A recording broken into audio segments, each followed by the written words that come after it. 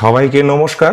তো আজকে আমার ভিডিও টপিকটা হচ্ছে তৃতীয় শ্রেণী বুদ্ধ ধর্ম শিক্ষা শিশু উপযোগিতা নিয়ে একটি নিরপেক্ষ বিশ্লেষণ। আমি আজ যে বিষয়টা নিয়ে কথা বলতে চাচ্ছি সেটি খুবই সংবেদনশীল, সম্মানজনক এবং গুরুত্বপূর্ণ। বাংলাদেশের তৃতীয় শ্রেণী বুদ্ধ ধর্ম শিক্ষা।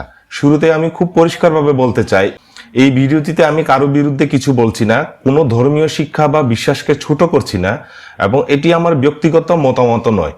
আমি আজ যে কথাগুলো বলবো সেগুলো এসেছে চ্যাটজিপিটি এর মাধ্যমে করা একটি শিক্ষাভিত্তিক বিশ্লেষণ থেকে, যেখানে জাতীয় শিক্ষাক্রম, বয়স, উপযোগিতা এবং শিশুর শেখার স্তর এই তিনটি বিষয়কে বিবেচনায় নেওয়া হয়েছে।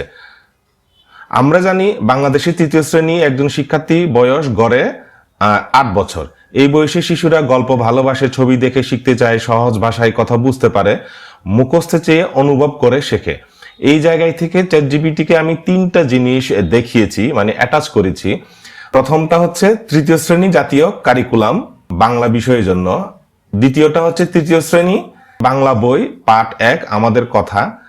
তারপর তৃতীয় শ্রেণী বুদ্ধ ধর্ম শিক্ষা বইয়ের যে ত্রিপিটক অধ্যায়টা আছে, হ্যাঁ, এই 3টা স্ক্রিনশট আমি চ্যাটজিপিটিতে অ্যাটাচ করেছি আর কি। হ্যাঁ, তো চলুন এবার প্রথমে আমরা বাংলা ভাষার যে ব্যবহারের জন্য, বাংলা ভাষার যে সহজ হবে নাকি কঠিন হবে নাকি কিরকম হবে সেটা আমাদের জাতীয় কারিকুলামে কিভাবে আছে সেটা একটু দেখবো আমরা।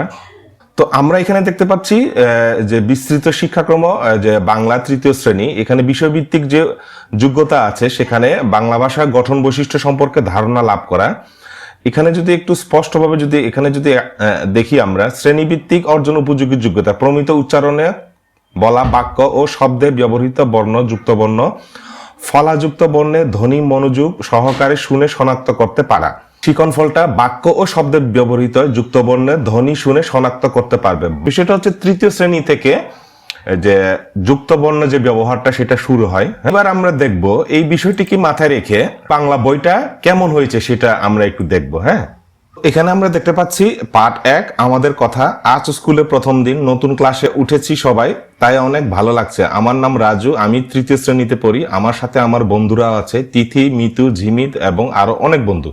এই যে দেখো আমার হাতে বাংলা বই, নতুন বই পড়তে অনেক মজা। আমরা বই পড়বো আর মজা করব। এইবার একটু আমরা দেখব বুদ্ধ ধর্ম শিক্ষা তৃতীয় শ্রেণী বইয়ে কিভাবে বাংলা যে ভাষাটা ব্যবহার করা হয়েছে। এখানে দেখতে পাচ্ছি দ্বিতীয় অধ্যায় ত্রিপিটকের পরিচয়। এই অধ্যায়ে ত্রিপিটকের শব্দের অর্থ, ত্রিপিটকের পরিচয়, সূত্র পিটক, বিনয় পিটক এবং অভিধর্ম পিটক। তো এখানে একটা আলোচনার একটা কাজ আছে। তারপর যদি দেখি এখানে আমরা যে আজ আমরা বুদ্ধদের পবিত্র ধর্মগ্রন্থ ত্রিপিটক সম্পর্কে জানবো। তো এখানে সূত্র পিটক, বিনয় পিটক, অভিধর্ম পিটক, এই ত্রিপিটকের যে এখানে যে শব্দগুলো আছে আপনি একটু ভালোভাবে দেখবেন। দীর্ঘ নিকায়, মধ্যম নিকায়, তারপর হচ্ছে পারাজিকা, তারপর হচ্ছে পাচিতিয়া, তারপর হচ্ছে পুগল, যে পঞ্চতি, তারপর বিভঙ্গ, ধর্ম সঙ্গনী।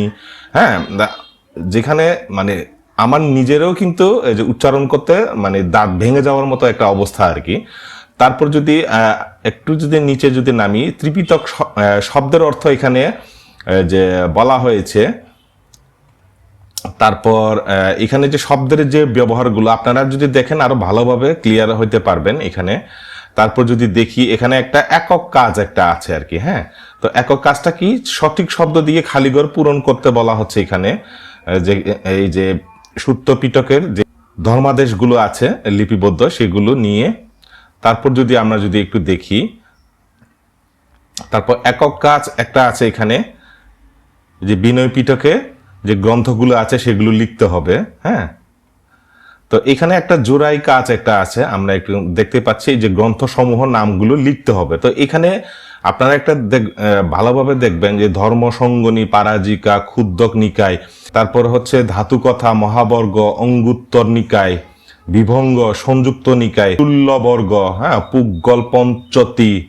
মানে একটু আগে আমরা যে বাংলা যদি পাশাপাশি যদি একটু দেখি, এই যে বাংলাতে যে বাংলার ভাষার যে ব্যবহার তৃতীয় শ্রেণী 8 বছর যে শিক্ষার্থীর আলোকে, এবং এখানে বৌদ্ধ ধর্মের যে শব্দগুলো যদি আমরা যদি দেখি, হ্যাঁ, তো এই 3টা বিষয় নিয়ে আমি চ্যাটজিপিটিতে কিন্তু আমি অ্যাটাচ করেছি। হ্যাঁ, এটা হচ্ছে শিক্ষা কারিকুলামে শ্রেণী উপযোগী যে যোগ্যতাগুলো, যুক্ত বর্ণ ব্যবহারটা কেমন হবে, তারপর হচ্ছে বাংলার যে আমাদের কথা যে স্ক্রিনশটটা, তারপর হচ্ছে এই ত্রিপিটকের বুদ্ধ ধর্মে, এই 3টা স্ক্রিনশট অ্যাটাচ করে আমি যেটা লিখেছি আপনারা একটু দেখেন।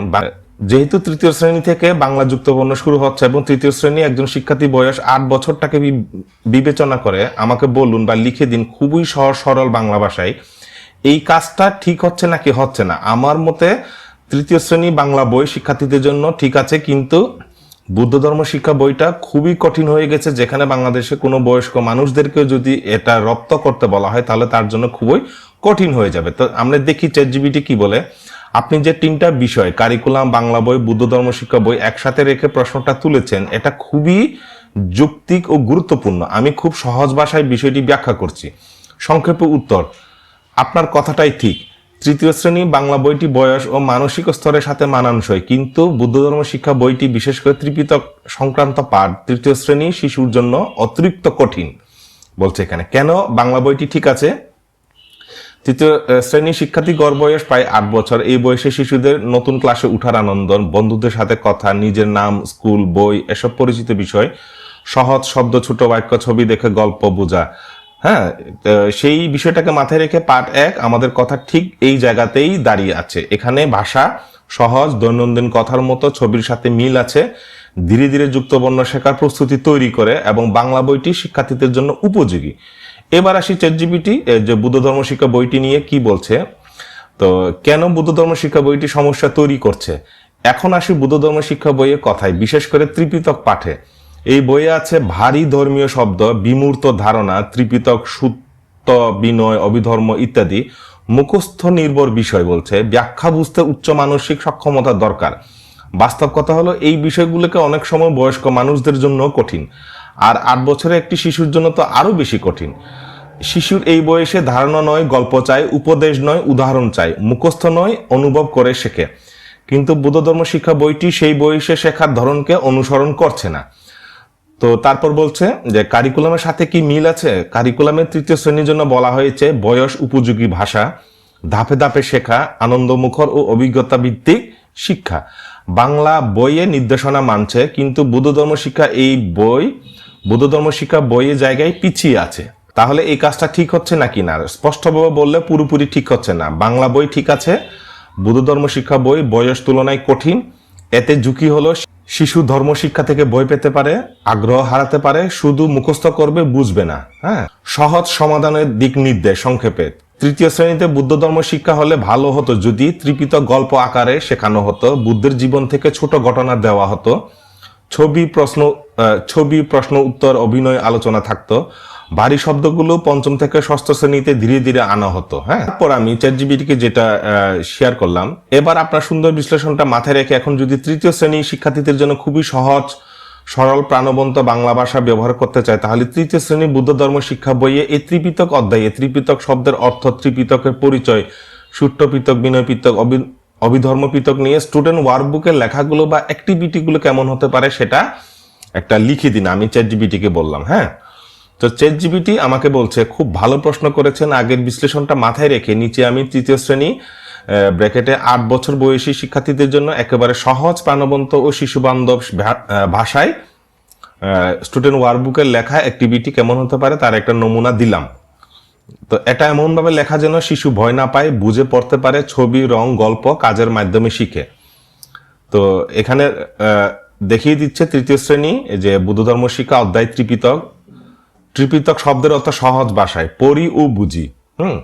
ত্রিপিটক মানে 3টা ঝুড়ি, এই যে ছবি সহকারে দেয়া আছে, এই 3টা ঝুড়িতে বুদ্ধের শিক্ষা সুন্দর করে রাখা আছে।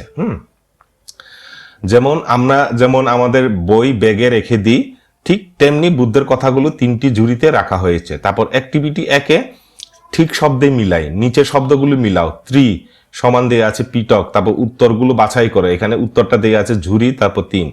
ত্রিপিটকের পরিচয়টা কি দেয়া আছে? পড়ি। হ্যাঁ, তো ত্রিপিটক হলো বুদ্ধের শেখানো ভালো কথা ও ভালো কাজের বই। এগুলো আমাদের ভালো মানুষ হতে শেখায়, সৎ থাকতে শেখায়, সবাইকে ভালোবাসতে শেখায়। অ্যাক্টিভিটি 2টে কি আছে? ছবি আঁকি। ত্রিপিটক আমাদের কি শেখায়? নিচে একটি ছবি আঁকো, যেমন বন্ধুদের সাহায্য করা, সত্য কথা বলা, মা বাবাকে সম্মান করা। তারপর 3 নম্বরে সূত্র পিটক, গল্পের ঝুড়ি। এখানে পড়ি, সূত্র পিটক হলো গল্পের ঝুড়ি। এখানে বুদ্ধ সুন্দর সুন্দর গল্পের মাধ্যমে আমাদের শিক্ষা দিয়েছেন, গল্প শুনে আমরা সহজে বুঝতে পারি। অ্যাক্টিভিটি 3 বলি। শিক্ষক একটি ছোট বুদ্ধের গল্প বলবেন, গল্প শুনে বলো। গল্পে কি ভালো কাজ দেখলে, তুমি কি এই কাজটি করতে চাও? তারপর বিনয় পিটক 4 নম্বরে আমরা দেখতে পাচ্ছি, বিনয় পিটক ভালো আচরণের ঝুরি। পড়ি, বিনয় পিটক শেখায় কিভাবে শৃঙ্খলা থাকা যায়, কিভাবে নিয়ম মেনে চলা যায়, যেমন লাইনে দাঁড়ানো, সময় মতো স্কুলে আসা, শিক্ষক ও বড়দের কথা শোনা। তারপর অ্যাক্টিভিটি 4 আমরা দেখতে পাচ্ছি ঠিক ভুল চিহ্ন দিই, এই যে নিচে কথাগুলো, তারপর ঠিক চিহ্ন, ক্রস চিহ্ন, বন্ধুদেরকে ধাক্কা দেওয়া, এটা কি ঠিক হবে নাকি ক্রস হবে, নিয়ম মেনে চলা, বড়দের সম্মান করা। তারপর অভিধর্ম পিটকে 5 নম্বর আমরা দেখতে পাচ্ছি, অভিধর্ম পিটক ভাবনার ঝুরি। পড়ি, অভিধর্ম পিটক আমাদের মনের কথা শেখায়, এটা শেখায় ভালো চিন্তা করতে, খারাপ রাগ কমাতে, মন শান্ত রাখতে। ভালো মন সমান ভালো মানুষ। তো অ্যাক্টিভিটি 5 আমরা দেখতে পাচ্ছি রং করি, নিচের কোনগুলো ভালো মনের কাজ, ভালো হলে সবুজ রং করো। এখানে এই যে কাজগুলো দেয়া আছে, সত্য কথা বলা, রাগ করে চিৎকার করা, বন্ধুদের সাহায্য করা, জিনিস ভাঙা। তারপর শেষ অ্যাক্টিভিটি 3 জুরির খেলা। 3টি ঝুড়ির ছবি আছে, শব্দগুলো সঠিক ঝুড়িতে বসাও, গল্প, নিয়ম, ভালো চিন্তা। তো ঝুড়ির মধ্যে সূত্র পিতক, বিনয় পিতক, অভিধর্ম পিতক। হ্যাঁ, তারপর শিক্ষক নোট সংক্ষেপে ছবি দেখিয়ে বুঝাবেন, গল্প বলবেন, শিশুদের কথা বলতে দিবেন, মুখস্থ নয় বোঝার উপর জোর দিবেন। তো চ্যাটজিপিটি বলছে এই শেষ কথা, এইভাবে লিখলে ত্রিপিটক ভয়ঙ্কর হবে না, ধর্মশিক্ষা আনন্দের হবে, শিশু বুঝে অনুভব করে শিখবে। তো শেষ কথাটা হচ্ছে, আমি এই ভিডিওটার মাধ্যমে কাউকে দোষ ধরার জন্য নয়, স্পষ্টভাবে একটা মেসেজ। আর একটা মেসেজ হচ্ছে বিতর্ক তৈরির জন্য নয়, বরং ভাবার জন্য, শিশুর জায়গা থেকে দেখার জন্য, বুদ্ধ ধর্ম শিক্ষাকে আরো সুন্দর করে সম্ভাবনা দেখানোর জন্য। যারা বুদ্ধ ধর্ম শিক্ষা নিয়ে কাজ করছেন, যারা কারিকুলাম ও বই তৈরির সাথে যুক্ত, এবং বাংলাদেশের বুদ্ধ ধর্মাবলম্বী সবাই, আপনাদের প্রতি গভীর শ্রদ্ধা রেখেই এই কথাগুলো বলা। ধন্যবাদ সবাইকে।